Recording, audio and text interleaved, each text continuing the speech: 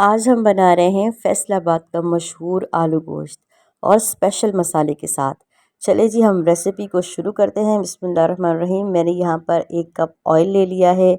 अब इसमें मैं तकरीबन 3 मीडियम साइज़ के प्याज़ों को चॉप किया है मोटा मोटा, और वो मैंने इसमें डाल दिए हैं। प्याज़ों को हम लाइट ब्राउन करेंगे। ये जो रेसिपी है ये बहुत ही कमाल की है और बहुत टेस्टी है और बिल्कुल पंजाबी स्टाइल में है, पंजाबी तरीके से है। अल्हम्दुलिल्लाह पंजाबियों के खाने बहुत अच्छे होते हैं, बहुत मज़े के होते हैं। अगर यकीन नहीं है तो आप इसे ज़रूर ट्राई करके देख लीजिए। ठीक हो गया। अब हम इसको लाइट ब्राउन कर लेंगे अच्छे तरीके से। आपने प्याज़ों को ब्राउन कर लेना है, डार्क ब्राउन नहीं करना, लाइट ब्राउन करना है। उसके बाद मैंने यहाँ पे ले लिया है जी 1 किलो गोश्त और इसमें शामिल कर दूँगी। गोश्त को हमने अच्छे तरीके से भून लेना है। तकरीबन 5 मिनट तक आपने इसको अच्छे तरीके से भूनना है, इसका पानी भी खुश्क हो जाए और यहाँ तक कि इसका जो कलर है वो चेंज हो जाए। ठीक हो गया। उसके बाद हम इसका स्पेशल मसाला तैयार करेंगे। यहाँ पर आपको चाहिए होगी एक कुंडी, उसमें आपने 4 हरी मिर्ची लेनी है, 2 बड़े जवे लहसुन की लेने हैं और अदरक नहीं डालना है, इसमें सिर्फ लहसुन लेना है। टमाटर मैंने ले लिए हैं 4 अदद, उनका छिलका उतार लिया है। हरा धनिया लिए 1 गुट्ठी, 1 चम्मच ज़ीरा है और 1 चम्मच सूखा धनिया है। इनको आपने मेहनत से अच्छे तरीके से कूट लेना है, जैसे ये देखिए मैंने कूटा है। उसके बाद हम क्या करेंगे, जो हमने गोश्त को भूना है 5 मिनट, उस गोश्त में हम इस मसाले को शामिल कर देंगे। इस तरीके से आपने कूटना है। आप चाहें तो इसको ब्लेंडर भी कर सकते हैं, लेकिन जो असल इसका मज़ा है और असल इसका टेस्ट है, जो रेसिपी को चार चाँद लगाता है, वो यही तरीका है कि आपने इसको हामिल दस्ते में अच्छे से कूट लेना है। बात समझ में आ गई। अब वो मसाला हमने इसमें शामिल कर देना है और इसको तकरीबन 5 से 6 मिनट तक हमने अच्छे तरीके से भूनना है, ताकि हमारे मसाले जो हैं हमारे गोश्त के साथ अच्छे तरीके से पक जाएं और इसका मज़ा जो है वो दुबाला हो जाए। फिर हम क्या करेंगे, 4-5 मिनट के बाद हम इसका 2 मिनट के लिए ढक्कन बंद कर देंगे और ढक्कन बंद करके इसको छोड़ देंगे।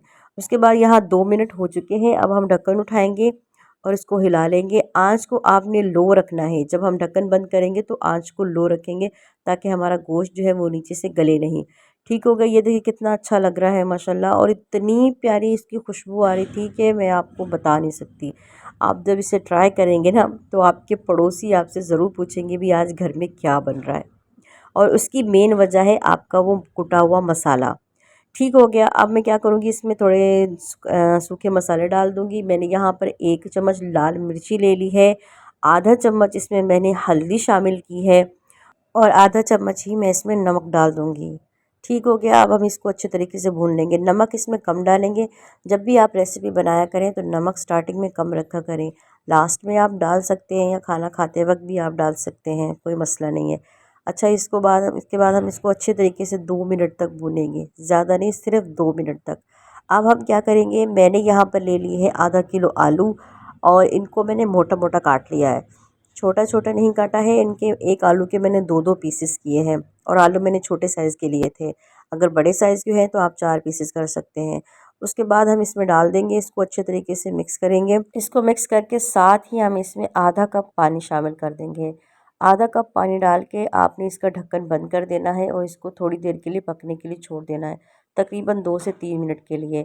ये पानी मैं इसलिए डाल रही हूँ ताकि जो हमने बाद में लाल मिर्ची डाली थी ना, वो कच्ची ना रहे, वो हमारे गले में खाते वक्त चुभे नहीं, तो हमारा मसाला जो है वो अच्छे से भुन जाए। 2 से 3 मिनट इसका ढक्कन बंद कर दें और इसको पकने के लिए छोड़ दें। ठीक हो गया। यहाँ 2-3 मिनट हो चुके हैं। अब इसका ढक्कन उठाएंगे और इसको हिला लेंगे। इसके बाद आपने इसमें 2 गिलास पानी के शामिल कर देने हैं, ताकि हमारा सालन जो है वो अच्छे तरीके से गले, गोश्त भी अच्छे तरीके से गल जाएँ और आलू जो है वो भी अच्छे तरीके से गल जाएँ। भुनाई तो हमने इसकी बहुत अच्छे से की है। अब पानी डालकर हम इसका शोरबा बना लेंगे। उसके बाद हम क्या करेंगे, ढक्कन बंद कर देंगे और तकरीबन 7 से 8 मिनट के लिए इसको छोड़ देंगे। ज़्यादा टाइम के लिए हम इसे नहीं छोड़ेंगे, क्योंकि आलू और गोश्त पहले से ही भुने हुए हैं, थोड़ा सा पानी डालेंगे तो ये गल जाएंगे। यहाँ पर देखिए जी माशाल्लाह से रेडी हो चुका है। आधा जो पानी इसका खुश्क हो चुका है। जितनी शोरबे की मुझे ज़रूरत थी उतना मैंने रख लिया, आप अपने हिसाब से रख सकते हैं।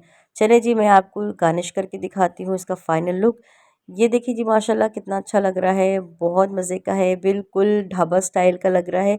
और यकीन माने ये बहुत ही टेस्टी है और बहुत ही मज़े का है। इसका शोरबा बहुत अच्छा है, इसकी ग्रेवी बहुत अच्छी है और इसकी बोटियाँ जो मसाले में हमने अच्छे से भूनी है ना, बहुत ही मज़े की होंगी। आप इसे ज़रूर ट्राई करें, आपको बहुत पसंद आएगा। और फिर आप इंशाल्लाह सब लोगों से भी कहेंगे कि आज हमने फैसलाबाद का मशहूर आलू गोश्त खाया है। अगर आपको मेरी रेसिपी अच्छी लगे तो मेरे चैनल को ज़रूर सब्सक्राइब कीजिएगा।